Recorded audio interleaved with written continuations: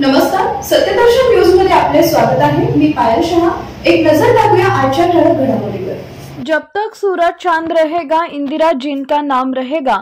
आपल्या कणखर दूरदर्शी आणि धाडसी नेतृत्वांमुळे जागतिक राजकारणात भारताला मानाचं स्थान मिळवून देणाऱ्या, देशाच्या एकता अखंडतेसाठी अद्वितीय बलिदान देणाऱ्या भारतरत्न देशाच्या पहिल्या महिला पंतप्रधान स्वर्गीय इंदिरा गांधी यांच्या जयंतीनिमित्त सोलापूर शहर काँग्रेस कमिटीच्या वतीनं सोलापूर महानगरपालिका प्रांगणातील त्यांच्या पुतळ्यास खासदार प्रणिती शिंदे यांच्या हस्ते शहर अध्यक्ष चेतन नरोटे यांच्या प्रमुख उपस्थितीत अभिवादन करण्यात आले।